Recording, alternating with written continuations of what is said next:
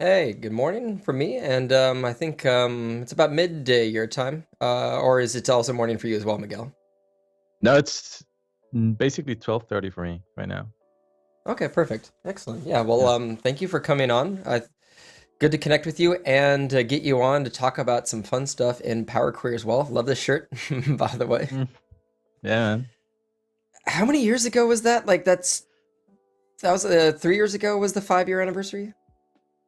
Four Something like years? that, I think. Yeah. But I think that they were giving those away I think this was probably like the last time that we met, which was probably like 2018, I think. 2018 or 2019. Yeah, it doesn't feel like that long. I know Uh, your camera setup has changed a little bit. You got a drum kit and everything behind you now with like even the sound disbursement tiles. yeah, man. That's basically basically this is my home studio for Mhm. music and for just work as it does it. So pretty happy with it. So yeah. Maybe it's something I didn't know about you. I'm assuming you play at least the drums. Do you play any other instruments or? Yeah, man. Like every single instrument that you can think of. So guitars, bass, it's all in here, man. So Oh, that's awesome. uh So you could have yeah. like a full on like jam session with friends when you want to. Yeah, pretty much that's sometimes what I do. So it's all hooked up to my interface. So we can actually just record it whenever we want. So that's fun as well. Nice, that's awesome. Yeah. I think a good, yeah, similar to the other streams. I think a good place to start as well would be giving you a Mhm. chance to maybe introduce yourself to the people either tuning in now or watching in the future, and kind of what your pivotal role has been with Microsoft and certainly with Power Query over the last few years. Sure. So my name is Miguel Escobar, from Panama. I work as a senior product manager for Microsoft. I joined around 2 years ago, and I primarily work on two areas. One of them is the Power Creator. So anything that you see in the Power Creator, um, that's basically me. That's what I own. And when it comes down to custom connectors, that's the other role that I have when it comes down to the Power Query SDK. So creating Hmm. connectors for Power BI and Dataflows, and for certifying those connectors, I'm also the product owner for those. So that's primarily those two roles that I have. Before joining Microsoft, I did have my own company, and I wrote a couple of books. So maybe you have read one of those books. The first one was M is for Data Monkey, that was released in Hmm. 2015 with Ken Poles, a great friend from Canada. And then we also did a second edition of that book in, I think that it was 2019 or 2020, something like that. But it was Master Your Data, with Power Query in Power BI and Excel. So The first one, M is for Data Monkey. What was that? The first or one of the first like full on Power Query books I that think was it was ever the written? second. I think that Okay. it was the second one. So the first one that we noticed, because maybe it was released in a different language that we probably didn't know of. But the first one in English was written by Chris Webb, which is also in Microsoft now. So that was released with A Press, I believe. That Okay. was almost 2014, I will say 2015, something like that. And then we actually released our own. Yeah, that's how it started. Nice. Yeah, and it's like I know way back when it was, I think between, yeah, you, Ken, Chris Webb, and I think MK was one of the earlier bloggers, but there was just a select few individuals, including yourself, who was doing a lot of those Power Query posts and everything. And even among myself and others, like we learned quite a lot from you very early on. So you helped pave the way for, I think, a lot of good practices and techniques with Power Query back when it had a lot fewer connectors and Yeah. commands that were available from the UI. Like I remember the Stone Age days where there wasn't even like a from folder connector, and you'd have to kind of write a lot of custom M code to be able to like extract in bulk from a folder in Power Pivot days.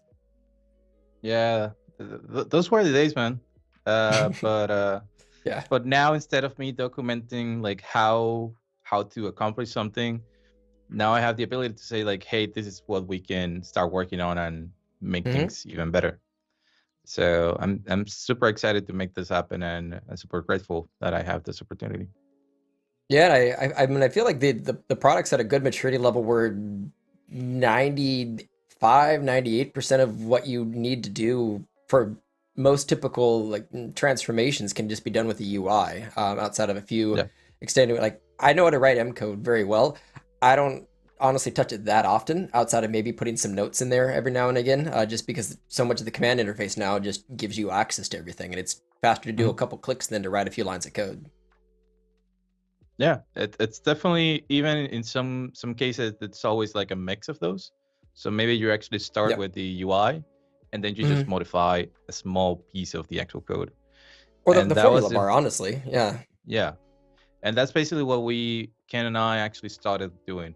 We didn't really try to teach you too much about M language in that first book. It was more about understanding the overall concept of the M language and how you can take advantage of how the UI tries to create the M language or the M script for you.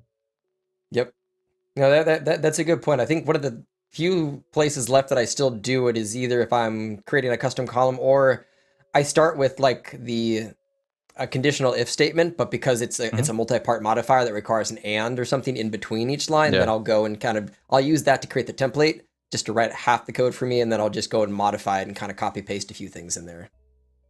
definitely, and that's one of the areas that we can definitely improve on and show you a builder. Basically, this dialog where you can have the and or not and that sort of operators. So But like today, nested yeah, conditions between conditions. yeah, but today, right now, if you want to have that sort of logic, it is possible with M code only.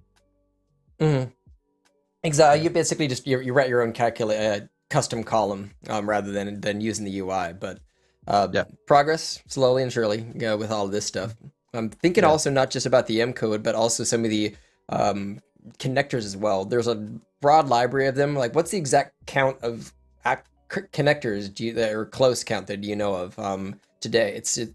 Is it getting above like 180 or so? I know it's really Yeah, high. yeah, it's about 180. What happens here is that it also depends on what we call the product integration. So if you're in Excel, Mm, for example, it's different from what you're going to see in Power BI Desktop. And okay. even between Power BI Desktop, it's also going to be different from what you might actually see in Dataflows. Yeah. So it depends. There's also custom integrations that we have. So for example, in Power BI Dataflows, you're going to see AI, what we call AI insights. You can Mm, also see the R and Python execution integrations. So those are actually functions that show up in the M language, but are specific for Power BI Desktop and for the Power BI service and Power BI Dataflows specifically. okay. Yeah, and it's the I know the web service version of Power Query has a few extra bells and whistles today, which at some point are Yeah. coming to desktop. Do you do you know how soon we're going to be like? Because I know there's been talk for a while of the parity between the two. Do you know Yeah. like when the release of the bridge between those two is going to finally happen? So what I can share right now is that we're internally testing uh, builds or on how the new modern UI looks like inside of Mm, Power BI Desktop. What we're aiming to do is release a public preview of that later this year. I don't have an okay. ETA as to when it's going to happen, but it's going to happen this year. What we want to make sure is that when we release it, that is something that people are going to love, and that we're going to continue to actually not only just release that and call it done. We're going to continually improve every single month and deliver incrementally once it's actually out. Well, there's a lot of nice features. I mean, like everything from the little the I guess the query timer in the lower right that do Yeah, all of the different types of incremental or not incremental the like five different statuses for query folding. Like we're 100% certain, we're mostly certain, we're kind of certain, not really certain, and then we just don't know depending on which connector yeah, you're using. But all of that extra information and the dependencies builder for applied steps, for people who are more of a visual learner and wanting to see the path of step A to B. All of that stuff that's in browser, I'm sure will be a welcome addition once it finally comes to desktop. Yeah, there's quite a number of features, and not just the features behind the scenes. Let's just call it, this new layer to Mm, actually render stuff. It actually runs smoother. Like that. That's the overall feedback that we're getting internally, is that when you're actually using this version of the UI, just things actually render faster. So overall, it's not going to be just a facelift. It's yep. actually going to be so lightweight that things should actually just run faster. And that's what we're aiming for. It's not just facelift. Everything behind the scenes is also new. So you should feel a big difference. I mean, outside of the M language, it's like the whatever in between the M language and essentially the UI. Like the mechanics Mhm. behind that is essentially a different engine that's exists there that's doing all of this, which is you mentioned like Yeah. is going to allow things to load faster. But that's partially, I think, the reason why it is taken as long as it is you're not just changing the shape of a button and adding a new skin. Like there was a lot Yeah. of structural changes that are happening in the back end of Power BI Desktop to put this whole new interface in there. Exactly. So it's not just the change of of the style or the UI. Hmm. It's really the overall application that is running. It's basically Yep. different, and we have to hook everything together so that it actually just works in back compat, so that whatever you created before with the previous version of the UI works in this new one, and you can, yeah, you don't have any issues when it comes down to back compat, really. Exactly. Yeah. And I think switching topics from the some of the new UI stuff from Power BI Desktop, and I think back to connectors and some of the things we'll be getting into today. So SDK, Mhm. for one, for the people who might have seen those letters before, what does that stand for when you refer to Power BI SDK? I think that it's basically an acronym. Let me find it out because I keep using, but it's basically a set of tools. It's software development kit. Okay. Uh, I it's see you it's showing it. basically If you just, don't mind, I can also flip over to your screen if that's okay. yeah. We can just go with this one, but really, the SDK, I just Google it. Yeah, it's fine. But yeah, but yeah, the SDK just is just a toolkit that we're giving you.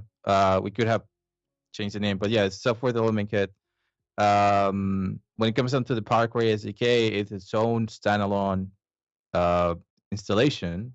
Uh, and now we can actually talk about it. So should Beautiful. we should we start, or do you Yeah, have any other absolutely. I questions? think we can move into the topic and kind of talk about what we'll be getting into today with custom connectors. Awesome. So as I told you before, so I have the Power Query editor, and I own the custom connectors. So those are the Mhm. two primary focuses that I have. When it comes down to the Power Query UI, the Power Query editor in general, it's primarily about what we call transforms. So things that you can do to data that you already have in the Power Creator. Anything that changes or transforms, the data, we call it a transform. So if you're changing the data type of something, that's a transform. That is just a change type transform. If you're doing a merge, that's a merge transform. When it comes down to connecting to data, that changes the scope, because it's not just about extracting data, it's also about authentication. It's also about the mechanism that you want to use to actually connect to that source, and a lot more information that actually happens behind the scenes to actually extract the data from a source.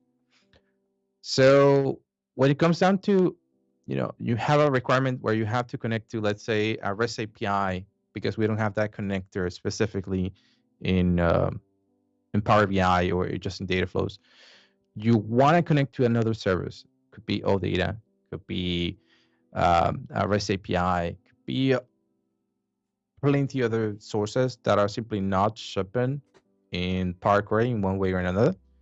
The Power Query SDK is the answer. Um, that is, again, in the event that you don't have a connector for it in Power BI Desktop or just in Power Query in general. So what can it actually help you with? So I'm just going to give you a simple idea of what we can actually do. So one of the connectors that I created this one like probably like a year before we actually met in person, Reed. And still people use it. So it's been like 6 or 7 years, and people are still using it. But this is the Power BI API connector. This is a custom connector that I created a while back. I haven't actually updated too much, but people are still using it. And imagine that you create this connector with the SDK. We're gonna call it Magic. So Magic to actually create it, but then you can use it here in Power BI Desktop. And for now, I'm just gonna connect to it. It's gonna tell me that this is a custom connector. It's still in preview, so it's just a warning. But I can click on continue. It should have asked me for my credentials, which is just OAuth. But since I already have my connections or my credentials, it's not gonna ask me for that. But I have a bunch of information in here of a bunch of objects that I can connect to. There's a bunch of functions, like I can actually connect to the event activity log and just query the last 10 days of data, let's say. I can execute some DAX queries. I can use a generic get data function, or I could potentially go into, let's say, personal workspace, and just give me the reports that I have available. So I can click on this one and see all the reports that I have available. So since this contains a lot of private information, I'm not going to be able to connect to it. But the idea is that you can actually create your own connector and lay down everything that you want to show in it and just hand it over to someone else that could also consume it. And that's what has happened with this custom connector. So I created this connector a while back, and it does have dozens or even hundreds of users out there that are just using it to query the data from the REST API and just analyzing it on their own. I remember way back,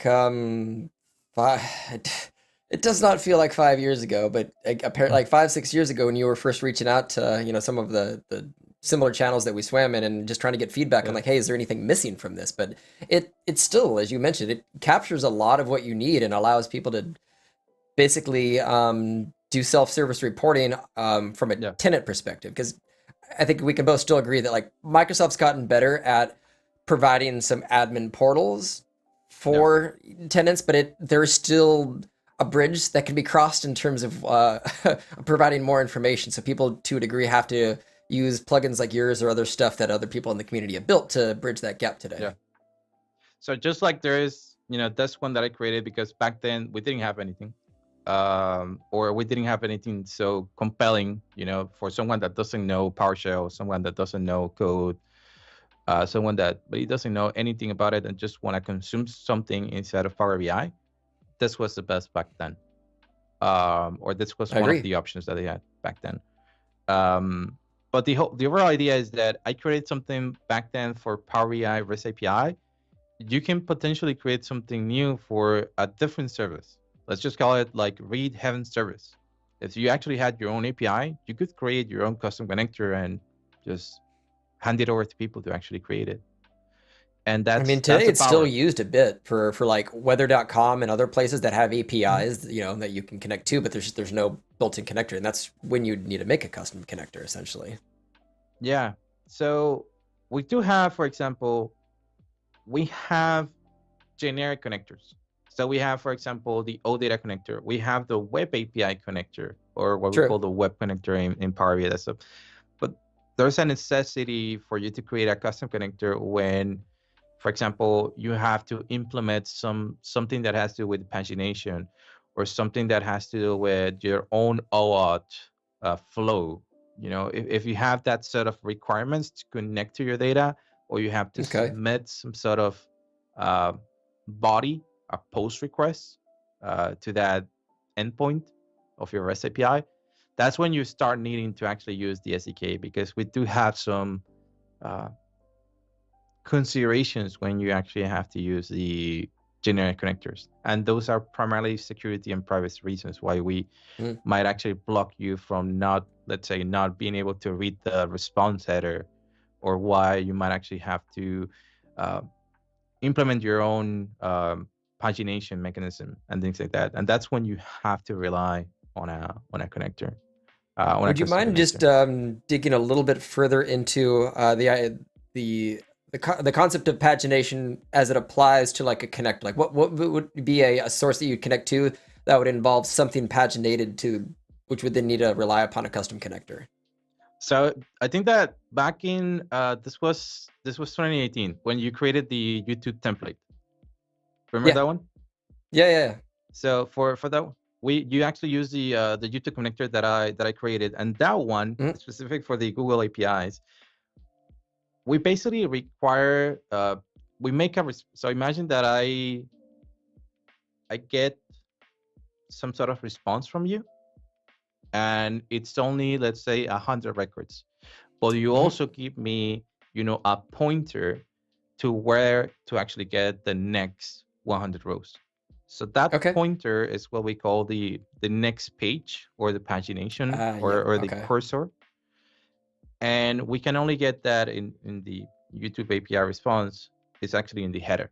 So with just generic Power BI desktop, you cannot actually look at the response header or that specific header from the response header. But with the SDK, we can actually do that. So we can read the whole response header, and you can use it however you want.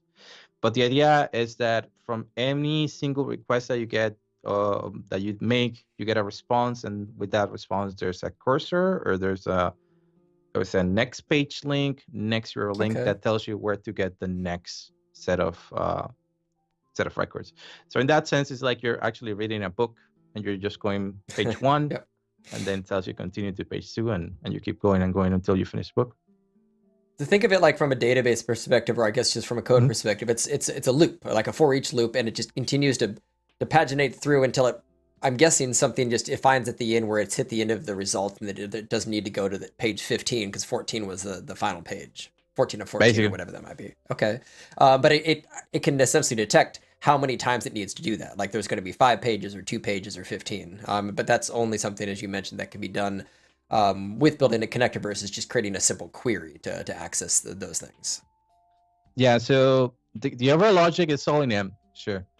But to make it happen and not hit any of the limitations or considerations that we have from a security or privacy perspective, you have to use the SDK. So that's good to know. So yeah. Excellent. So I think that we can probably go with the idea, like let's actually talk about the SDK, because we have talked about, we've seen a custom connector. It looks like any other connector, really. Like if you ask anyone, you can probably just tell them that it's just a native connector, because they look the same. And that's the overall idea, is that whether you create it with the SDK or not, it should just behave similarly to any other connector that we have. In fact, if you actually check some of the connectors that we have in Power BI today, some of them are actually certified connectors. So those are connectors that were created by the owner of that service, and then they just publish those. So we can go, for example, with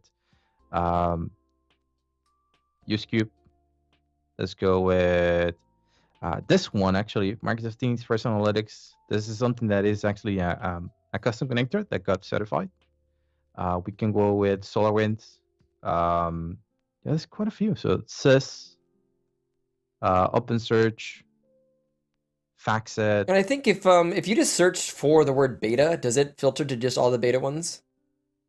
So it does. I think so. Oh, nice. Okay, cool. But the only thing is that some of them, like for example, like IBM Informatics, it's not really a custom connector. True. Is there any way to tell just from the UI which ones are or are not custom connectors? In the new UI, yes. In the new UI that we're going to be using, it's going to tell you exactly like if it's actually a third party, and then if it's actually telling you that it was part of the certified connector program, so that you can actually tell them apart, which ones are actually a built-in connector like SQL database, and some others that are created by someone else and we publish it. It's kind of a smart move, honestly. I know over the years I've had plenty of people ask me with my Google Analytics report is why is this connector so it's not labeled, but Microsoft does not they're not solely responsible for making that. A lot of these things and their performance is up to the company who's making them, who's given it to Microsoft to publish. So yes, Microsoft makes a lot of connectors, but performance issues often connecting to third-party companies usually are more of the responsibility of the third-party company providing a lack of good quality access to their data, especially if they're trying to force you to maybe use their own platform sometimes.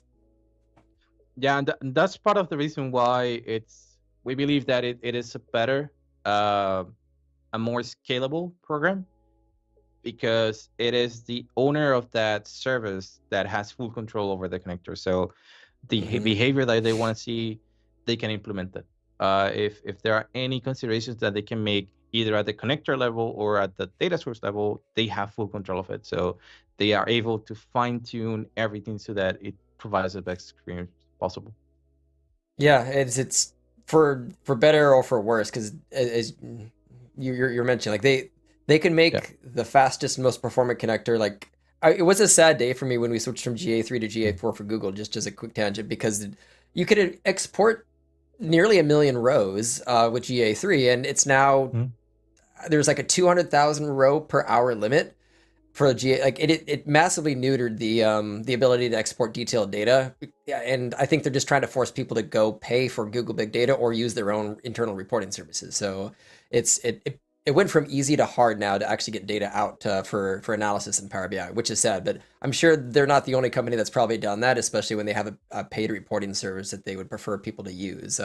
But it's entirely up to the company to determine how freely they want to expose their data out for other tools to import them with. Yeah, so that is a decision that they can make, and it's completely up to them. So whether they want us to consume the data or how they want the user to consume the data, it's completely up to them. Exactly. What are some of your among the beta custom connectors that are in here? Do you have a favorite or anything that you would want to call out as good information for somebody to know that it exists today? I think that they're all my favorites. They're all my children. I love them equally. Yeah. So I really don't have anything specifically. I can tell you one thing. So if you have issues with the Microsoft Teams Personal Analytics connector, I actually created this one before I joined Microsoft. So if you have issues with this one, you can blame me with the Teams Analytics connector. But this one should work. This is the one that I can call like my own because I created it. And that happened before I joined Microsoft. Kind of crazy how things turn around. Like I created this one, got certified, and now I actually have to certify other connectors. Right. It's you gotta be on both halves of the fence. I've honestly never used the Teams Personal Analytics. Is that statistics in terms of like when you're online, offline, like messages, or what data comes out of that? Give it a try, man. Give it a try. So there is also an application template app, I believe, that it's primarily launched inside of Teams. So if you use Teams, there's probably an accelerator that allows you to create a report in a matter of minutes with just all information going from this connector.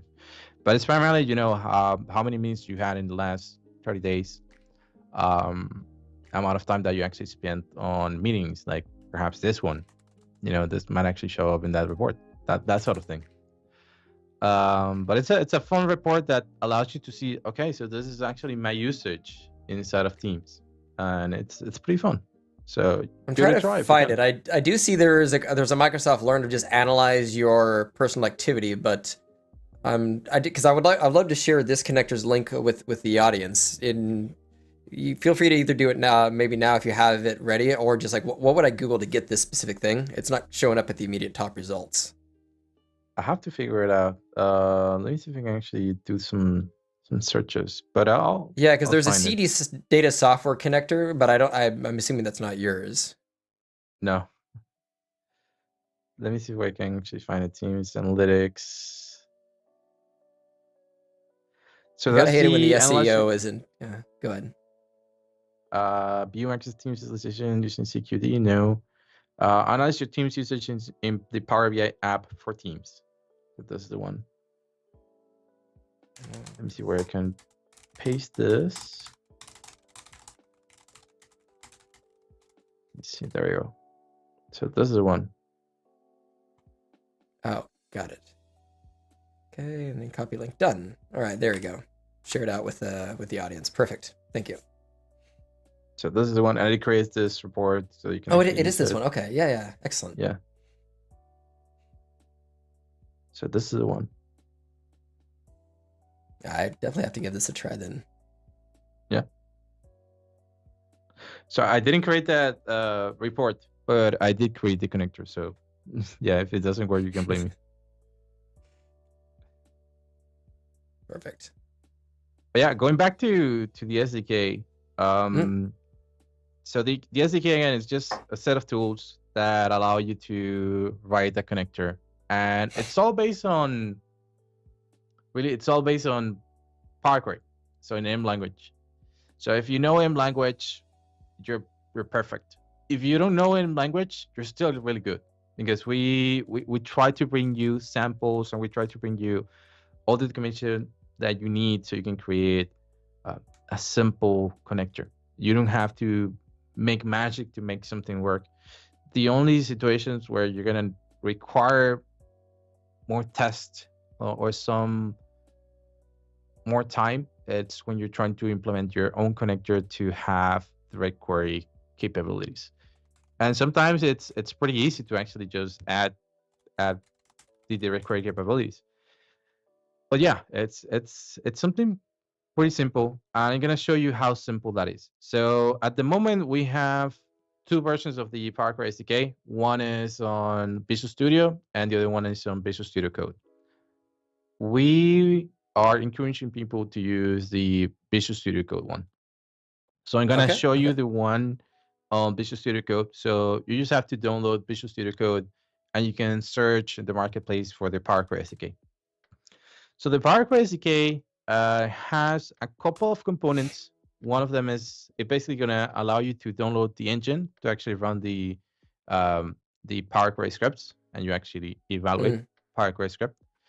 It has the components inside of the actual extension or the add-in for Visual Studio Code, so on the left. And it also comes down to, yeah, we're going to see it later, but it's the Power Query language service. So this is also another VS Code extension, but this one has many, many more years.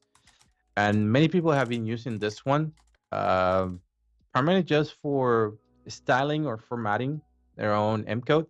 It doesn't allow you to evaluate the code, but it does allow you to just write it and take advantage of everything in terms of code formatting that we actually have in this specific. This was one of the first ones that I installed, and I believe this exact extension is one of the ones where I did. The name's eluding me, but last year I did a live stream where we went through about 10 or 15 of the like essential add-ins for Visual Studio if you are going to be doing Power Query or Power BI stuff, and this was one of those cornerstones that you should have installed. So the good thing about this one, and just this is more of a mention, but imagine that we're working on improving IntelliSense and syntax highlighting inside of the new Power Query UI. So for Power Query Online, it's also going to reflect in Power BI Desktop, and it's all going to be based from this language service. So the behavior that you actually have in here is going to be exactly the same behavior that you're going to have in the Power Query editor and the formula bar in the advanced editor. So if you want to be nice to know, because go ahead. Yeah, we're gonna have it this year. So that is something that people are working on at the moment. So I'm super happy to say that. And that was something I hadn't thought about, but that is actually going to be a big upgrade. I know that definitely for some people a pain point is the autocomplete IntelliSense, as you mentioned, which works most of the time, but every once in a while it fails to like populate a list when you're typing in a formula bar or something like that. So using this is a lot more intuitive. So it's nice to know that essentially this logic is what's being moved over. Yeah, so this logic, and again, if you give it a try and you have any feedback, do share with us, because whatever is going to modify this behavior, it's also going to impact whatever we're going to have in the future version. But the overall idea is this language service. So the same behavior that we're going to use in the SDK, because the SDK uses this, has a dependency on this behavior, it's also going to be reflected in the Power Query editor in Power Query. So the overall idea of the new UI, it's what we call convergence. So in every single Power Query product that we have, or any single product integration that we have, we will have the same experience. So whether you're on a Excel for Mac, because we do have Power Query in there, you're in Excel for Windows, you're in Power BI Desktop, you're in Power BI Dataflows, or you're in Fabric Dataflows, it's going to be the same UI across every single one. And it should be the same expectation. So even in terms of formatting of the code, it's going to be exactly the same. That's awesome. Yeah, so it's going to be familiar regardless of where you are. So if in the future we're going to have like a version, like an application for Power Query on your iPhone or something, it's going to be exactly the same. I know that's been a request a couple of times over the years, is because it's such a great, easy data transformation tool, just to have like essentially just the Power Query editor just as a standalone like thing to allow you to go from location A to location B and just have it be a transformation tool. But curiously on the taking it back to the comment that you mentioned earlier about providing feedback, where would be the best place for them to do that? If they were to install this in Visual Studio Code, they wanted to give feedback for this, where should they go to? So there's a couple of ways that you can do it. You can do the rating and review, which is just going to allow you to send a basic, comment. Or what you can do is that you can actually go to the GitHub repo that we have. I believe that it's from here in project details. So you can click here on the project details. It's going to take you to the GitHub repo. And inside of this GitHub repo, you can click on issues and create a new one. Okay, perfect. I will make sure to include that link. It's funny, is the top 2 reviews on there was from Stefan and Alex Powers, 2 individuals that I know quite well. So I think those were the last 2 ones. So yeah, if you don't want to write a review or report an issue through this page, you can always just go to the GitHub repo that we have and actually make it happen here. So the last one was opened by Emma 2 days ago. Okay, yeah. So they're like it is fairly active in here, which is good. Yeah. So either we fix it or we try to tag it as an enhancement so that we can actually address it in the future. But we're actively working on this, and yeah, people who work on this are pretty active. One of the engineers that is working on this is called Jordan. So Jordan is like this is his baby basically, and he's really excited to make this happen. Oh, that's awesome. I'm glad to know that at least the feedback is welcomed, and Git makes it very easy to do all that. So get encouragement for people to install and provide any commentary or feedback testing as possible. Yeah, absolutely. So I'm gonna give you a quick example on how to create the connector, and this is gonna be super easy. So I'm gonna go with one of the easiest ways to actually create a connector, or one of the walkthroughs that we recommend. So this is called the 10 tutorial. And what happens here is that we're gonna show you how to create the connector. So first, let's go with the first part, just this one, creating a basic OData connector. So we're creating a basic OData connector. It's gonna have some of the images right now that are on the old SDK in Visual Studio. But just gonna create it super easy. Let me see if I can actually paste this in the chat so you can share the link as well. People can follow if they want. I'll grab it from you. There we go. So imagine that I have the Visual Studio Code open, and this is basically what it looks like. So it's super simple, super lightweight. That's the whole idea behind VS Code. And I'm gonna go to this section that says Power Query SDK. It's already installed, so it already installed everything that it needs to have. And I can click where it says create an extension project. So here I have to input the name of this new extension project. So I'm just gonna call it Trippin. Let's just call it 2024. So Trippin 2024 is gonna be my connector name. I have to find exactly where I wanna have this. So let's say that I create a new folder, and this folder is going to be called Trippin. So that's what we call the workspace, which is effectively where you want to host all of your files. And it's going to create this, it's going to use a template to start the project.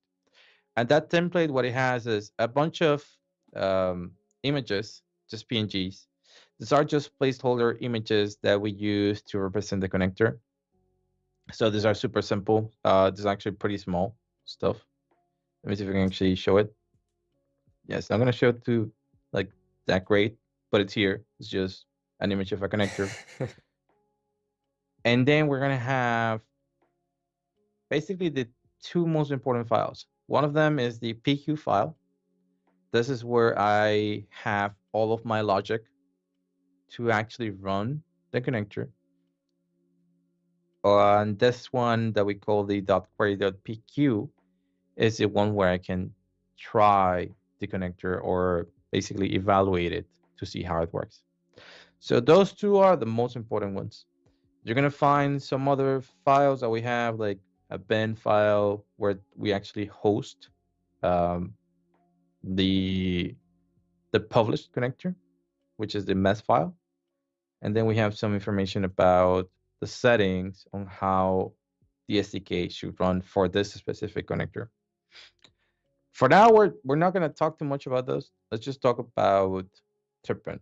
So Trippin, if we go back to the documentation, it's effectively an OData service. So first thing that we need to figure out is what is the URL for that Trippin service. And this is it. So it's this little URL. So if I put it here, I can actually see a result.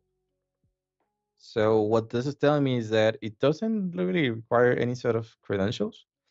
So I could potentially create something super easy without any credentials and just test it out. So I'm just gonna grab this from here. Just gonna copy. I'm gonna go back to my Visual Studio. I'm just gonna paste it here. So this is actually changing the names. It's actually called Trippin now instead of Trippin 2024. No issues with that. Then we go with the data source kind. This is basically a record. And what it's telling is that it's basically like an attribute telling that this function that we're saying here, which is called Trippin fed, is going to be using the data source kind Trippin. So when we run this function, trippin.feed, it's going to use the credentials for this data source.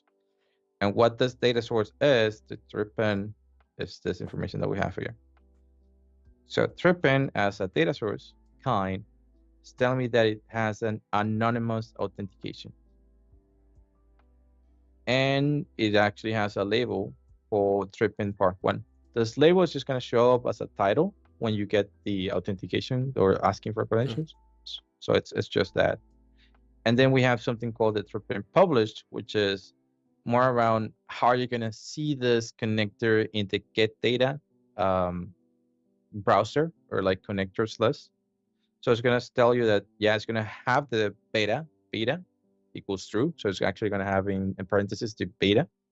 It's going to be in the category called other. And then the text for that button is going to say tripping OData or tripping OData. You can actually pass. Yeah, list.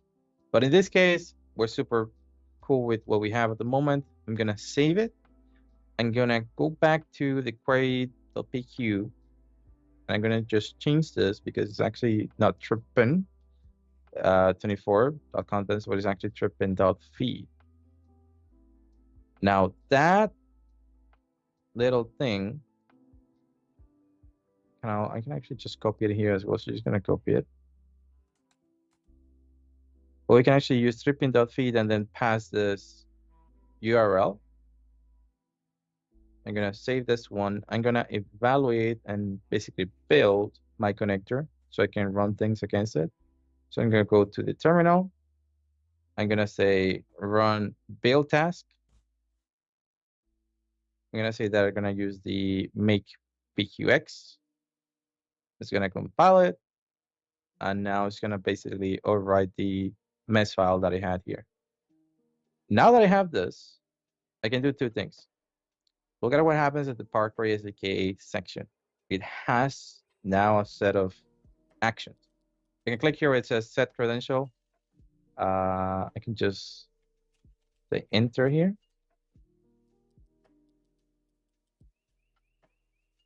So it's going to be for this one. It's going to be just anonymous.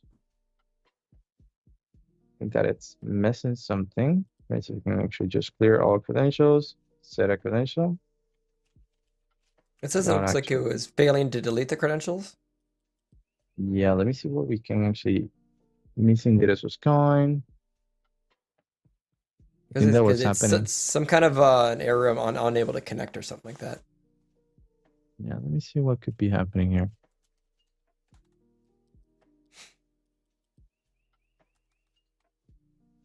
Oh yeah, it's actually the JSON or the XML that I have here now. No. I think that what's happening here is that since I actually used Strip in 2024, yeah, I thought that it wasn't gonna affect me, but yeah, that's affecting. So let me try this again. So I'm gonna change this. Let's go ahead and evaluate it again.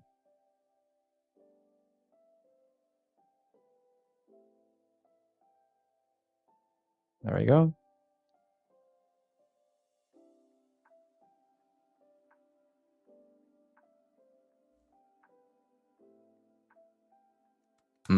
I have something open that I shouldn't have.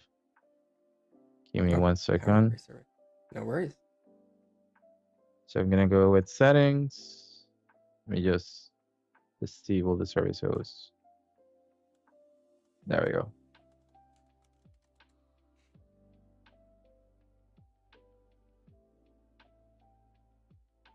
There we go.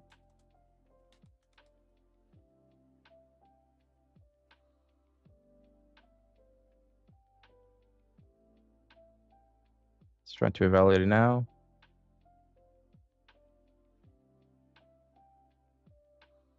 Lytics, yeah, it's gonna require me. Picky test found. There we go. It's very good. There we go. We are good. I'm gonna open this, evaluate. Just set the credential first. Versus coin.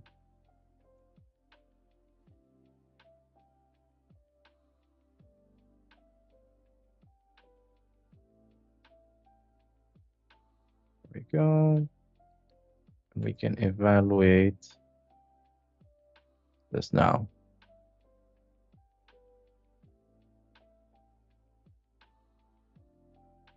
Okay, so we're making progress. So it's now actually showing me perfect the error. There we go. Failed. Trippin 2024 is actually, this is basically the new way in which you're gonna see that you're actually gonna see the data preview. So you can actually see everything that is actually capturing here. So this is a full error, credential missing. This is data source. This is a summary of what actually happened. So I'm gonna make sure that we build again. Gonna make it happen. Make PQX.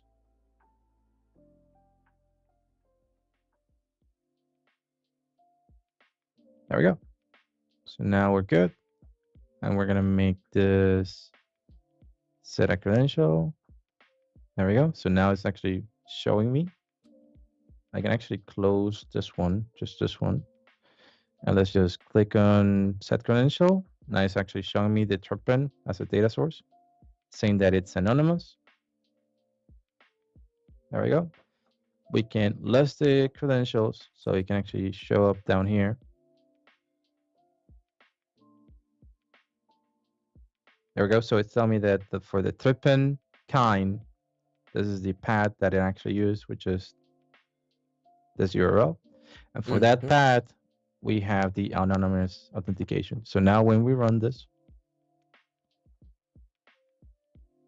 It's going to actually show me the data that we need.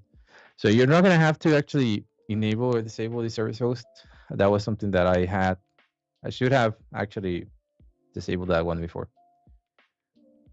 Okay, But yeah, that now makes sense.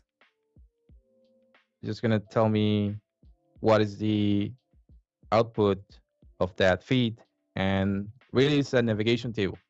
So it's just going to tell me that, hey, we have the airlines table, we have the airports table, we have the get nearest airport, a function, and other tables. So this is what we call navigation table.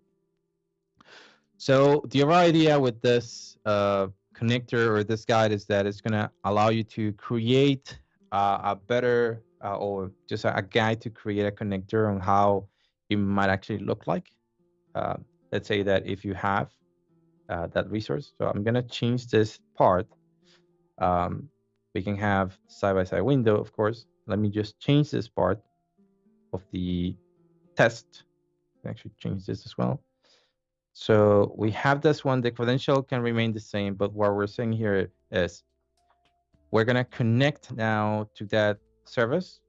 We're going to go to the source, which is the previous step, and navigate to the people record and navigate to the data column. So this table that is actually in here. And the select columns is just going to select a few columns from that table. So it's going to be just username, first name, and last name. I can just right click this document and say evaluate current Power Query file. And now this output is just going to change to show me the data from the people table and just those three columns: username, first name, and last name. So it might actually take a while. That's just because it's just doing some navigations behind the scenes, but you can always just check what's happening.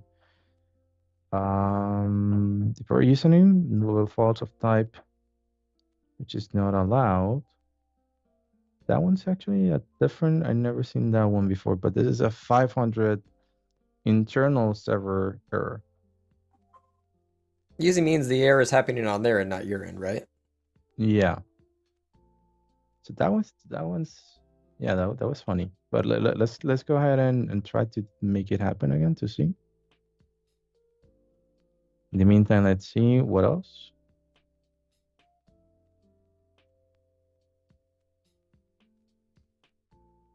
Still running the test. Another thing that you can do, and this is just because it's just Power Query, you can actually change this one to be, instead of select columns, you can actually make it just people. So let's just navigate to the table instead of actually doing any sort of select columns. But what we were trying to do with that approach is that behind the scenes, it should fold. So if you're using something like the OData feed connector or just the OData connector, it actually tries to fold all of the resources that it has. Not sure what's actually happening with this one. Username nullable equals false of type EDM string has no value, which is not allowed. I'll have to take a look at to this one. But for now, let's just say that for source, it should evaluate correctly.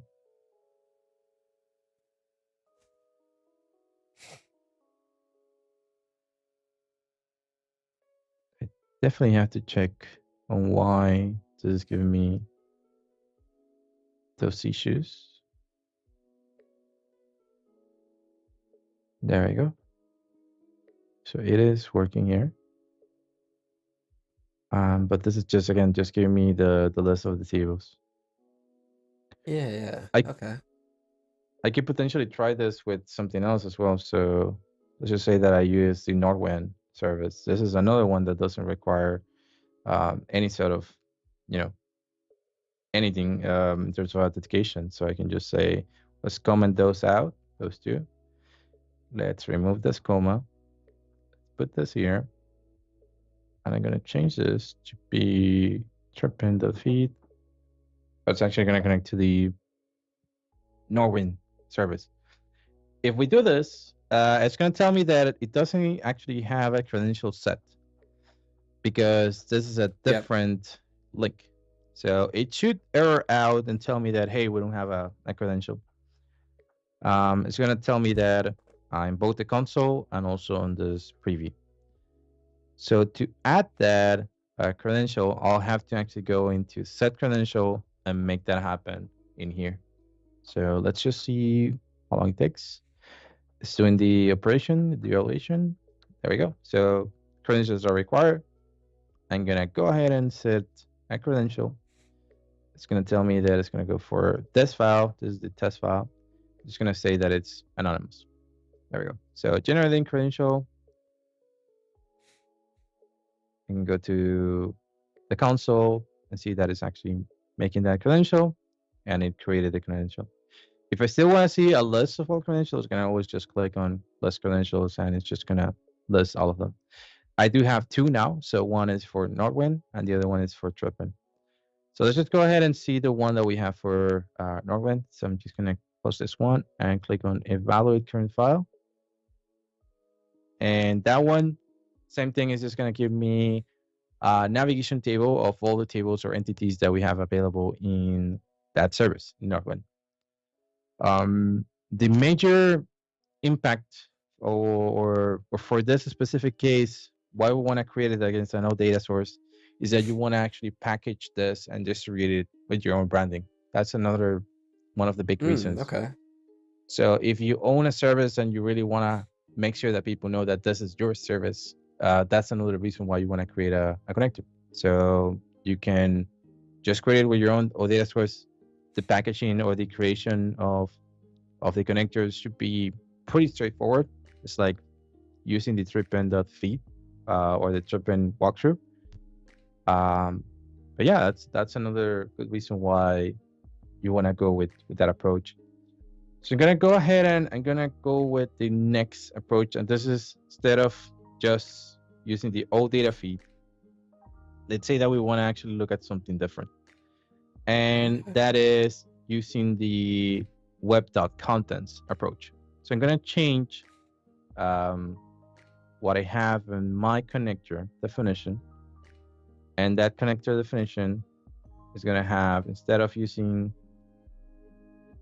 old data feed,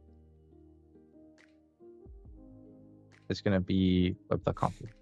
I'm just gonna change this down here, and there we go. So it has a definition here called default request headers. So it's missing that. So we gotta figure out where that is. I think that I made some, yeah, I actually went a little bit further, but let's go with request headers, which are this ones. And we can define that just down here.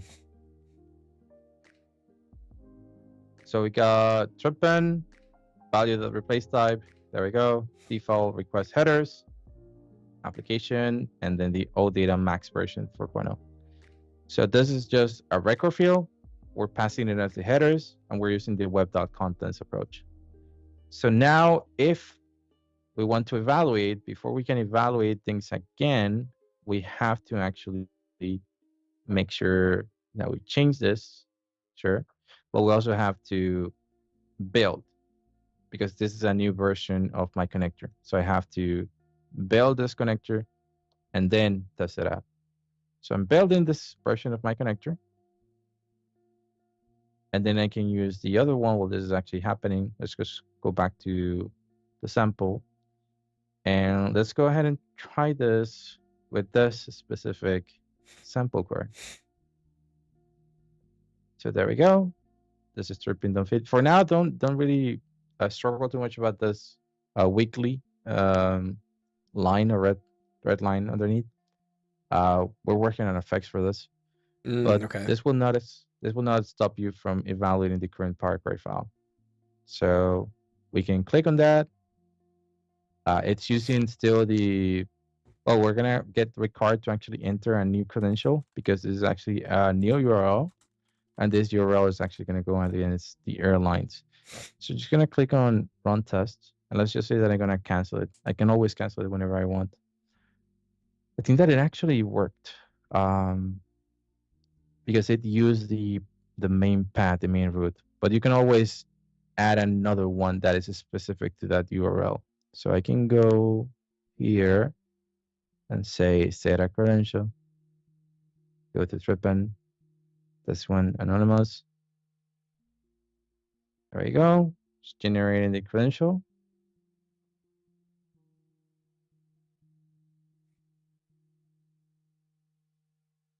There we go. And this one is quite specific to that, basically that URL, which is airlines. So I can click on list credentials. Let's go ahead and click on list credentials. And now I see all of them, which are 3. So we got Northwind, this one, Trippen, the root, and then Trippen, but just the airlines endpoint. And if we look at what was evaluated, we can see that the evaluation gave me the airline code and then the name. So if we look at the tables span record, it does say that we got the airline code and the name. We can always look at the summary. The summary is going to give you quite interesting information. So if you want to look at how long it took to actually gather that information, from here it took 10 seconds. So you can also see that duration and just look at how long it actually took. And if you want to look at the information about what was the data source that was tested, you can also do it here. The included outputs and tabs are pretty nice to get quick information about it. Yeah, you can actually change it, the position as well. So it's completely up to you how you want to see it. But that's the beauty of Visual Studio Code. But yeah, we can continue with this, and the overall guide is just try to look at what's actually being implemented here. The M code that we have here, it is explained in this walkthrough, and the overall idea is to show you what scenarios might actually need a custom connector, why it's important to actually use a custom connector, how you can customize it for something like a navigation table, because you can actually have your own hierarchy of objects and you can define it exactly as you want. And then more stuff that is quite important, like pagination. If you want to check the schemas and make sure that you don't make Power Query do extra calls that it doesn't need to do. And then just diagnostics and connection testing when it comes down to using this in the Power BI service, because you can use the custom connectors in the Power BI service, and that is really not not a block or a limitation. The only thing that you need to do is just make sure that you implement what we call the test connection and test it with your gateway, and then you can make it happen in the gateway. Any questions here? Yeah, I had a couple actually that I had queued up. So let me pop up the first one here. So when using a custom connector consuming a REST API, you do still need an on-premises data gateway to use this connector in the service. Are there any ways to work or go around the data gateway requirement? At the moment, no. What you need, or the only path forward, is if you want to make this happen and you want to ship it as part of regular Power BI desktop just built in, you have to go through the certification process. So the certification process is where the owner can go into this and make it available to everyone without having to load it somewhere. The need for the on-premises gateway right now is so that you can have somewhere that definition of the custom connector, so that it can actually evaluate it. So the gateway is actually has the Power Query engine in it. So that's where things are running, and that's where the custom connector needs to be, should you actually want to use it. And that makes sense. I've had to tell clients a few times on that. It's due to the requirements of where as you said, the engine is ran and the location of any custom connectors need to be put, because it can't necessarily be injected into the cloud service itself. Exactly. Yeah.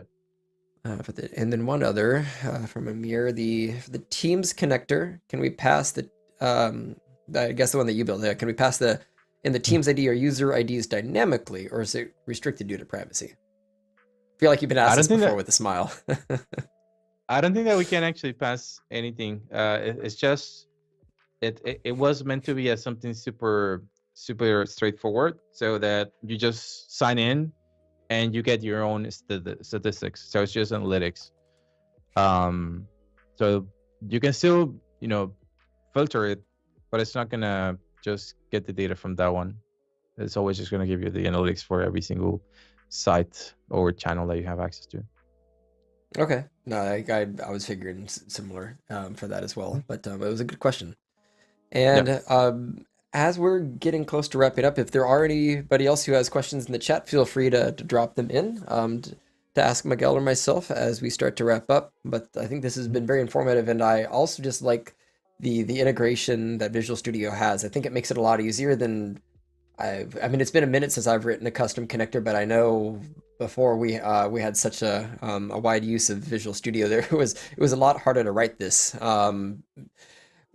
without the automatic testers and all the outputs that comes with the plugins, plus the M code IntelliSense that's built into it. So it is still a technical thing to do. There's no way around that. It is something that requires some amount of M code writing, but at least there's a lot more assistive tools to make it easier to build your own when needed.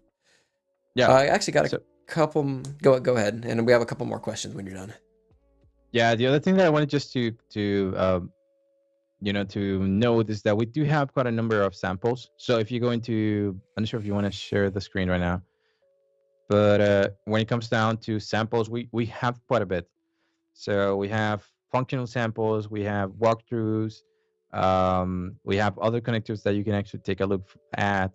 So that's always a good thing if you have any questions about it. We do have a community. So in the Power Query SDK GitHub, if you have questions about the SDK or just custom connectors in general, that's the best place to actually ask questions about it. So definitely take advantage of the GitHub repo that we have. We do have a discussion section for that, so any questions are welcome. Excellent, and yeah, I'll continue to encourage check out the GitHub link that I dropped in the chat a little bit earlier. And let's do a couple more questions, and I think we can use that as a good wrap up. So yes, another good one from Amir. For the deployment of the connector, how and what is the best way to deploy for an entire workspace to allow users to leverage the connector? It really depends. So we typically just let people define what is the best for their organization. But what we have experienced in the past is that there's really just a handful of people in the organization that do require the connector. And let's just say that they can use that connector and deploy a solution, and then the rest are just consumers of those reports, which is pretty common.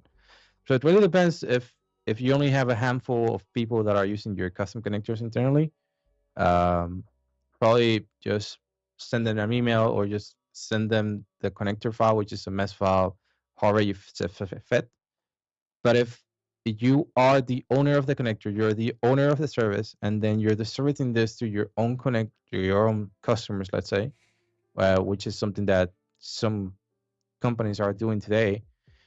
What we have found the best is if you just have a simple documentation page where they can just download it from with some instructions, and then the customer can find out what will be the best way to deploy it or just to share it in general. Because at the end of the day, it's just a file that you have to put into a folder inside of your machine running Power BI Desktop. Okay. No, that's excellent information. And one last one, which actually I think is a great question to finish this off. Where can we use custom connectors? So I'm going to translate this from just Dataflows is, can we use custom connectors anywhere outside of like Power BI Desktop? Any of the cloud versions of Power Query, are they able to leverage custom connectors? So we are working on enabling custom connectors for Power BI Dataflows. Should happen this year. But yeah, so the overall goal is whatever you use Power Query, we try to standardize as much as possible the experience. So if you can use custom connectors in Power BI Desktop, you should be able to use them in Dataflows and maybe someday in Excel. But yeah, so yeah. There's also a few places in Azure where Power Query can be, is it, and I don't use Azure nearly as much as Fabric. Can you use it to ingest into Synapse as well? I know there's at least data pipelines for Synapse. So that one's a bit different because that is the integration with the Azure Data Factory, Yes, and back then it yeah, was Data called Factory. it's called or it was called Wrangling Data Flows. Now they're called Power Query Data Flows. Behind the scenes, what's happening is that they're not using the M connectors, or what we call the Power Query connectors, but what they're using is their own connectors, which are, I think it's actually on Spark based connectors or Spark friendly connectors. And they're leveraging everything that happens in the UI in the Power Creator to be translated into Spark. So it's not really Power Query running. It's like it's really just a Spark running behind the scenes. It's just that Power Query is able to help you create Spark code. Okay. Um, so it's not really Power Query running. And what we're trying to encourage people to try today is Dataflow Gen 2. So if you have Mm. a Fabric license, go ahead and give it a try. If you haven't tried Fabric just yet, definitely this is the time to give it a try. I feel like this is one of those situations where we're similar to when Power BI started. It's quite a new thing that we actually have. So if we have, let me see, just fabric.microsoft.com. So that's all you need, just fabric.microsoft.com, and it should Well, take you it's really easy to to click the button if you have permissions to start a trial. And the yeah, one thing that I continue just to mention to people is when they think of Fabric, they think of Power BI Premium. A lot as an analogy, and like the cheapest premium is 5,000 a month. The cheapest Fabric capacity is 250 or something. It's a much lower bar of entry for anyone, and you get an easy 60-day trial to sign up and poke around on it and decide if you want to use it or not. So yeah, the the any level of inertia or difficulty to just get into it is pretty minimal if you want to just poke around with it. definitely. And you don't only get like data flows and Power BI, you get so much more. So Well, definitely one of yeah, those. Yeah, it's just amazing how many things you actually get for that price. yeah. Um, Yeah. so definitely give this a try if you can. Look for Fabric. There's a trial, so give it a try. Do we have any other questions? Anything else that we should cover? I don't I don't think so. Just an appreciation for answering the questions, and yeah, otherwise, overall, people enjoyed the session today. So this has been really good. Let me switch back Awesome. to us here. Yeah, Mhm. but as always, I appreciate you coming on for this. I like talking shop with Power Query. Between you and I think Alex Powers is the other one who loves to talk deep dive Yeah. stuff with that, and it's one of my favorite tools. It's to this day, it's still one of the easiest costs of entry when I try to mention to people like, why is it worth going from like Excel reporting or anything into using Power BI or anything else is the amount of time saved from automating manual data transformation processes for a lot of companies like alone will handsomely pay for any additional cost to use these services. So it's still one of the reasons why I think someday there could be a benefit of just having like a standalone tool that just lets you transform data just because it saves you so much time versus old school methods, which a lot of companies still do with VLOOKUPs and Yeah. using Excel as a database. Beautiful. Def- But yeah. yeah. Otherwise, I just want to, yeah, thank you for coming on, taking time out of your Friday for this. And as we continue to evolve the product and more awesome announcements and releases comes out, I'm sure there'll be Yeah. plenty of opportunities to get you back on in the future to talk about some of the other exciting changes as this product continues to evolve. Mhm. Yeah. No. Look out for what's gonna be said during the Fabric conference. So in a month from now, it's gonna be a fun times. I'm assuming you'll be there. Yeah, I'm hoping to be there. I'm hoping to also be I'm hoping to be in Seattle for the Microsoft MVP Summit as well. So Okay, yeah, excellent. a couple of I'll weeks see you in. a few times then next month. I'll be here for the summit, of course, and then I'll myself and Kurt Bueller will be co-helming a presentation on Fabric at the Fabric conference in Vegas. So two times that I'll Nice. see you, and sequel bits in between. It's next month's gonna be a little rough.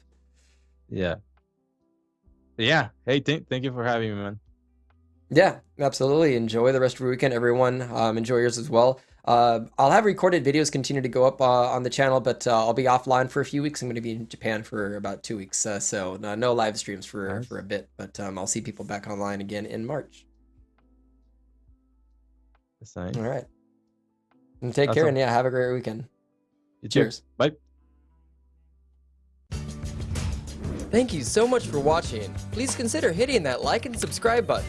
And if you want to help support this channel, take a look at our channel memberships or our merchandise store for cool swag. And last but not least, please consider sharing this video on your social media platform of choice to help our channel grow. So, until next time.